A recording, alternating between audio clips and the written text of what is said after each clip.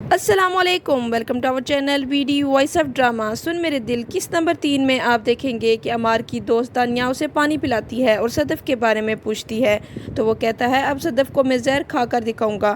تو دانیہ کہتی ہے وہ میسنی لڑکی ہے، اپنے بارے میں کبھی کچھ نہیں بتاتی، کیا اس نے تمہیں کبھی یہ بتایا ہے کہ جسے وہ امی کہتی ہے وہ اس کی سگی ماں ہی نہیں؟ مرزا صاحب بلال عبداللہ کی گاڑی میں بیٹھے ہوتے ہیں اور اس سے پوچھتے ہیں کل آپ اپنے بابا کی قبر پر گئے تھے؟ تو وہ کہتا ہے جی۔ تو مرزا صاحب بولے میں سگریٹ پیتا تھا، میرے ابا کو پسند نہیں تھا اور اب بھی جب میں ان کی قبر پر جاتا ہوں تو مجھے ڈر لگتا ہے کہ کہیں پھر نہ پوچھ لیں کہ سگریٹ تو نہیں پیتے۔ تو بلال عبداللہ کہتا ہے لیکن مرزا صاحب آپ تو سگریٹ نہیں پیتے؟ تو وہ جواب دیتے ہاں پھر بھی ڈرتا ہوں، لیکن آپ صرف اس دن نہیں پیتے جس دن اپنے بابا کی قبر پر جانا ہو۔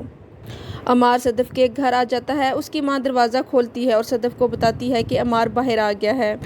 بلال عبداللہ کمپنی کے کام سے باہر جا رہا ہوتا ہے، اس کی سیکرٹری اس کے سارے ڈاکومنٹس ٹیبل پر لا کے رکھتی ہے تو وہ صدف کے بارے میں اسے پوچھتا ہے کہ کیا تم صدف کے بارے میں جانتی ہو؟ تو وہ کہتی ہے ہاں جی، یونیورسٹی میں میری جونیئر تھی۔ بلال عبداللہ کہتا ہے اس نے یہاں اپلائی کیوں نہیں کیا؟ تو وہ جواب دیتی ہے آپ مرزا صاحب سے پوچھ لیں۔ صدف عمار کو دیکھ کے دروازہ بند کرتی ہے اور اوپر جا کے اس پہ پانی گرا دیتی ہے۔ وہ باہر کھڑا ہوتا ہے کہ ایک پڑوسن اسے دیکھتی ہے، اسے گیلا دیکھ کے وہ دروازہ کھٹکاتی ہے اور اسے اندر لے آتی ہے۔ وہ آ کر اندر بتاتا ہے کہ مجھے صدف سے بات کرنی ہے تو اس کی ماں کہتی ہے اس نے میرے سامنے قسم کھائی تھی کہ وہ تم سے پیار نہیں کرتی، تو پھر تم یہاں پہ کیوں آئے ہو؟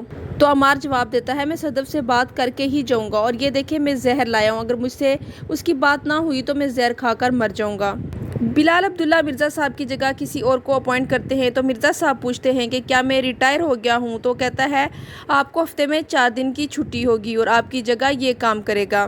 مرزا صاحب کہتے ہیں آپ کو میری کوئی بات بری لگی ہے؟ تو وہ جواب دیتا ہے بری تو لگی تھی مرزا صاحب، لیکن بات بری نہیں تھی۔ صدف عمار سے کہتی ہے کہ تم ہمیں دھمکی دے رہے ہو کہ زہر کھا لو گے، میں تمہیں پہلے بتا چکی ہوں کہ میں تم سے پیار نہیں کرتی، اب تم نے زہر کی بات کی تو یہ کرسٹل اٹھا کے تمہارے منہ پر ماروں گی۔ عمار کی دوست کینیڈا جانے سے پہلے اس سے ملنے جاتی ہے تو وہ ریسٹورنٹ میں بیٹھا کھانا کھا رہا ہوتا ہے تو وہ پوچھتی ہے کہ آج تم خوش کیوں ہو، کیا صدف سے ملے ہو؟ تو وہ جواب دیتا ہے کہ ہاں ملا ہوں۔ تو وہ کہتی ہے کہ کیا وہ مان گئی؟ تو کہتا ہے کہ مانی تو نہیں، لیکن یہ پتہ چل گیا ہے وہ کسی اور سے پیار نہیں کرتی کیونکہ وہ زہر دے کر ڈر گئی تھی بیچاری۔ صدف کی ماں مرزا صاحب سے پوچھتی ہے کہ کل زاویار اسکول جائے گا نا، اسے اب بخار بھی نہیں؟ تو مرزا صاحب کہتے ہیں لیکن ابھی رک جاؤ، اس کی رپورٹس آ جائیں۔ تو صدف یہ سن کر پریشان ہو جاتی ہے اور دوبارہ زاویار کا بخار چیک کرتی ہے۔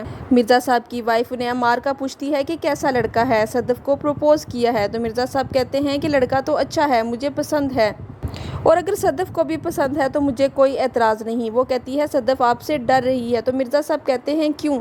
تو اس کی ماں جواب دیتی ہے کہ وہ سوچ رہی ہوگی کہ آپ کہیں گے کہ کلاس فیلو کا رشتہ آیا ہے۔ تو مرزا صاحب کہتے ہیں مجھے اپنی بیٹی پر پورا بھروسہ ہے۔ بلال عبداللہ مرزا صاحب کی کہی ہوئی بات کو یاد کر رہا ہوتا ہے کہ پیتے ہوئے میری بیٹی کا نام مت لیجیے۔ قسط نمبر 4 میں آپ دیکھیں گے بلال مرزا صاحب سے کہتا ہے مجھے کبھی کبھی لگتا ہے میں آپ سے ڈرنے لگا ہوں۔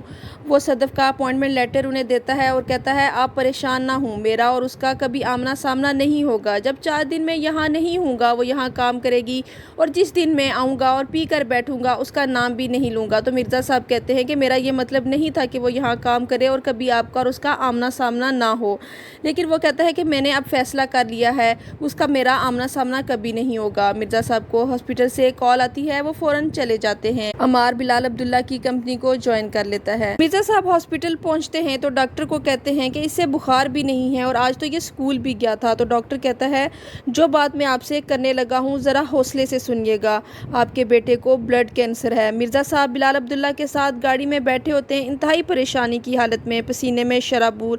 تو بلال کہتا ہے اے سی تو ٹھیک چل رہا ہے مرزا صاحب، آپ کی طبیعت ٹھیک ہے؟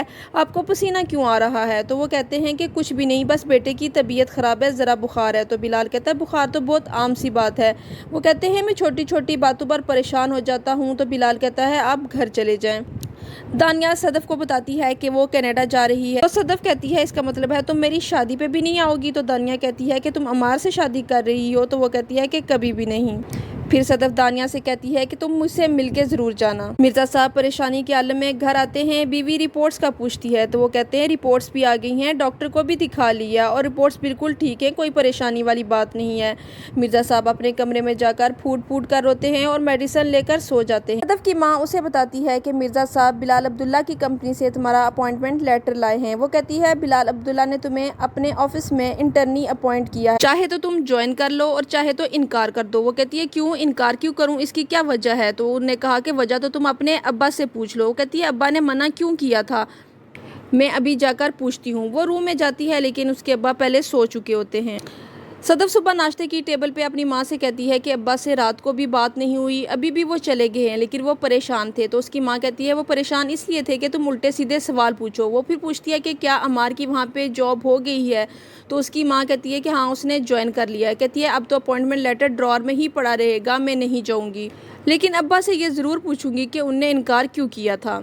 जावियार को मिर्ज़ा साहब मज़ीद टेस्ट के लिए हॉस्पिटल लेके आते हैं। डॉक्टर से कहते हैं हो सकता है इसकी रिपोर्ट अब नेगेटिव आए, लेकिन डॉक्टर कहता है ऐसा नहीं है, इस रिपोर्ट पर सिर्फ ये पता चलेगा कि इसकी बीमारी किस स्टेज पर है। डॉक्टर मिर्ज़ा साहब से कहते हैं अपनी बीवी को एतमाद में लेकर बता दें। तो मिर्ज़ा साहब कहते हैं नहीं, वो बेचारी तो मर जाएगी, मेरी तो 2 औलादें हैं, उस बेचारी की एक ही है। डॉक्टर साहब कहते हैं यहाँ इसका इलाज मुमकिन नहीं होगा, इसकी ज़िंदगी बचाना चाहते हैं तो इंग्लैंड ले जाएं और 8-8.5 करोड़ रुपए का खर्चा है। मिर्ज़ा साहब कहते हैं मेरे पास तो इतने पैसे नहीं हैं, हाँ 2 करोड़ का मकान है, बैंक में भी 15 लाख रुपए हैं। डॉक्टर तसल्ली देता है कि आपके चेहरे पे परेशानी नज़र आ रही है, आप घर जाएं, हौसला करें। वो जाते हुए पीछे मुड़ के कहते हैं डॉक्टर साहब 40-50 लाख का लोन भी मिल जाएगा। डॉक्टर साहब मिर्ज़ा साहब को तसल्ली देते हैं।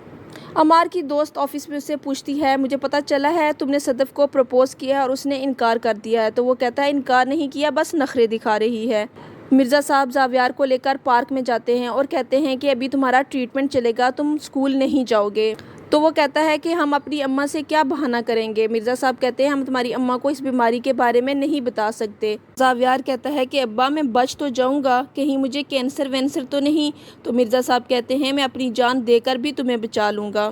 फिर वो अपने अब्बा को तसल्ली देता है कि आप परेशान ना हों, हम अम्मा के साथ कोई बहाना कर लेंगे। फिर दोनों एक दूसरे के गले लगकर बहुत रोते हैं। जहां ख़त्म होती है किस्त नंबर 4। किस्त नंबर 5 देखने के लिए हमारे साथ रहिएगा। Keep watching and don't forget to subscribe our channel. Take care, अल्लाह हाफिज़।